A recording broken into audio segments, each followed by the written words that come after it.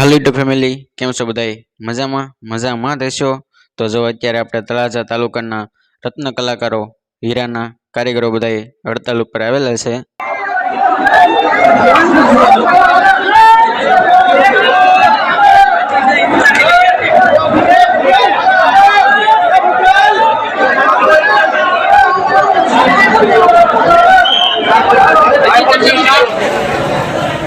તો મિત્રો જોઈ શકો છો તળાજા ભેગું ચૂસ્યા આખા કારખાના કારીગરો વાળા.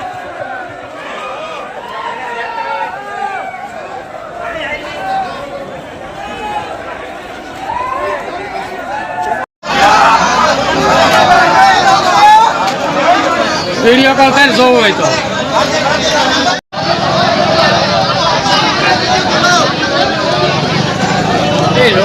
વિડીયો વિચાર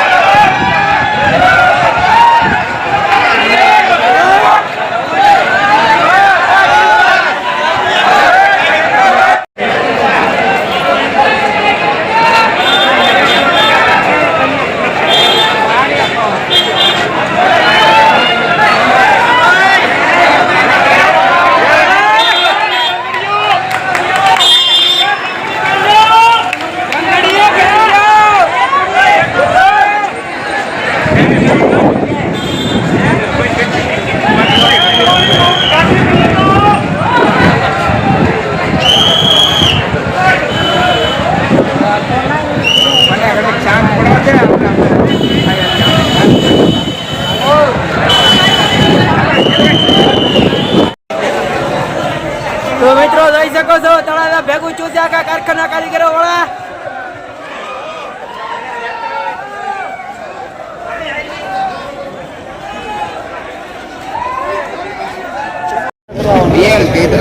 સાંભળજો ભાઈઓ, આપણી જે એકતા થઈ છે ને એ આપણો રંગ લાવશે.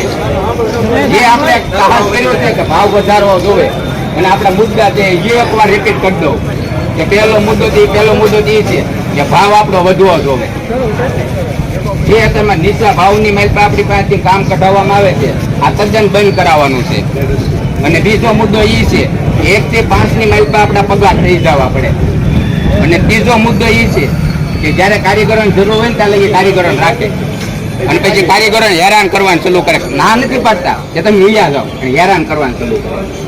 એટલે આ તદ્દન ન થવું જોઈએ. એને હાટું આપણે બધા એક થાય ત્યાં સુધી અને એટલી જે આપણે સાહસ કર્યું છે ને હજી આપણે આ મુહિમ ચાલુ રાખવાની, જેથી કરીને તમે જો તમે મને અહીંયા આવ્યો ને એટલે તરત જ જાણવા મળ્યું કે આપણો જે સાહસ કરેલો હતો ને નિષ્ફળ નથી ગયું, એ સમર્થન લાવ્યું.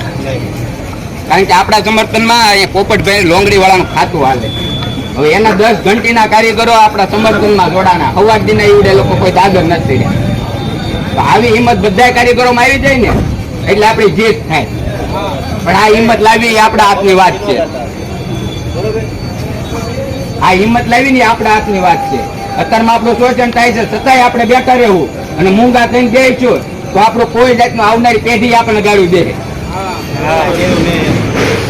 આ અમારા બાપ દાદા ન કર્યું ને એટલે અમારા નીચા ભાવમાં અને અત્યારમાં આપણે ભાવ વધારે ભાવથી કામ કરતા છું ને તો આપણા છોકરાઓની પરિવાર આ લાઈનમાં આવશે ને તો એ વધારે કામ થાય. એટલે આ હેતુથી આપણે બધાને સંઘર્ષ કરવાનો છે.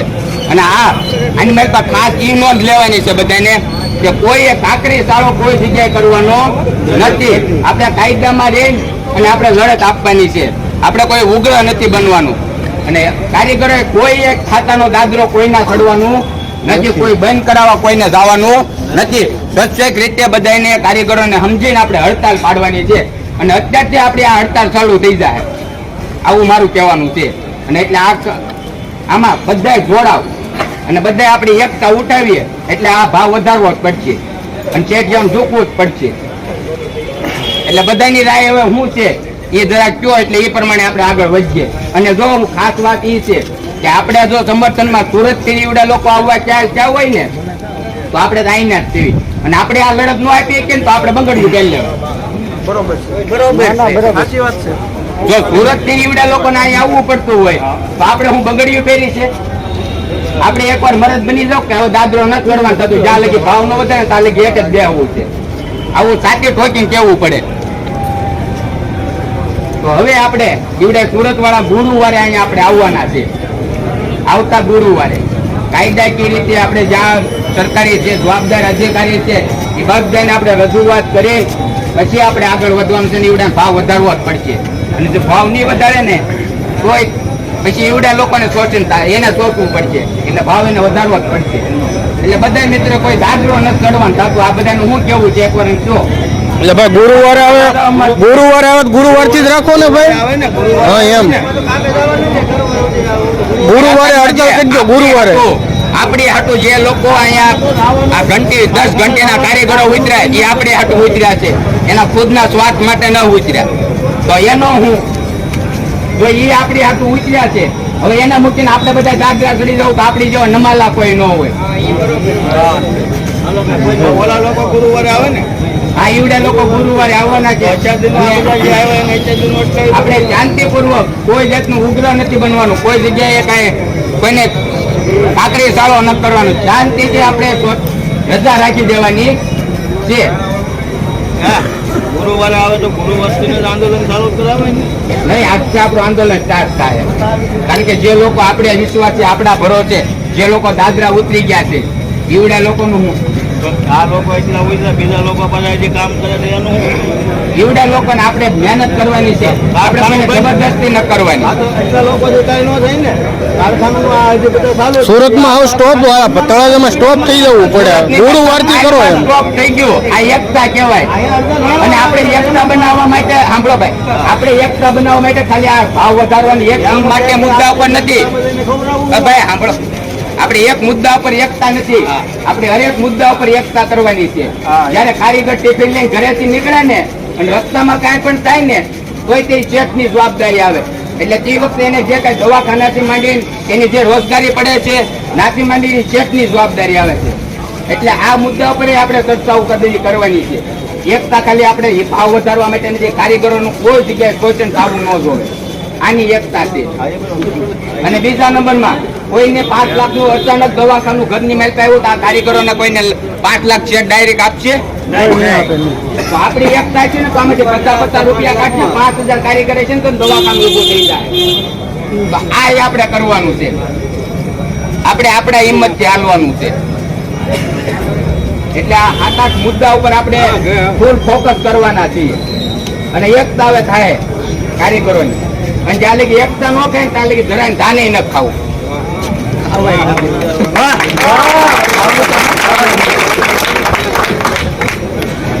એટલે હવે છે ને કોઈ કારીગરો આ જે 10 ઘંટીના કારીગરો નીચે ઉતરી ગયા છે ને એનું આપણે જોવું પડે.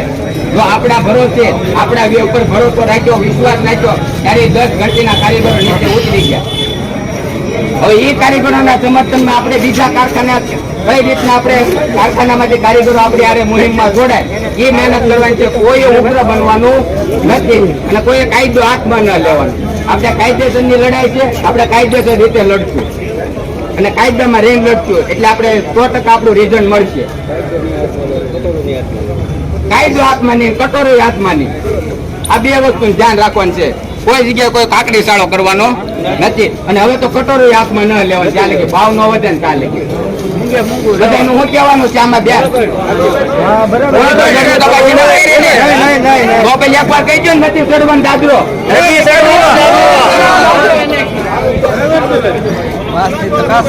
તો હવે આપણે કારીગરો ચર્ચિત રીતે રજા જાહેર કરવાની રહેશે. આ સહમતી એમાં જ પાડી નાખો. અને હવે ગુરુવારે આપણે જે સુરત થી આવે છે તો સ્થળ એવડે સુરત થી આવે સ્થળ પછી કઈ રીતનું આપણે લડત આપવાની છે એ દિન આપણો કાર્યક્રમ છે. અને કઈ સ્થળ આપવું કોઈને યોગ્ય હોય તો અમને લોકોને કહો કે આ સ્થળ આપણે હાલવું પડશે. તો કોઈ પાસે જે એવું કઈ સ્થળ ધ્યાનમાં આપણે કયો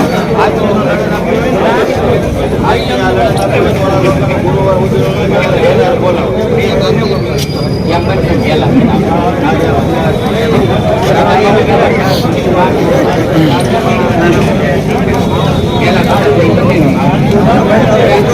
આમાંથી કારીગરો કોઈ કારખાને જવા વાળા હોય તો એ ઉલટો હાથ કરો કે અમે કામે બે આવવાના છીએ, અને ન જવાનો એ ઉલટો હાથ કરો કે અમે નથી જવાના.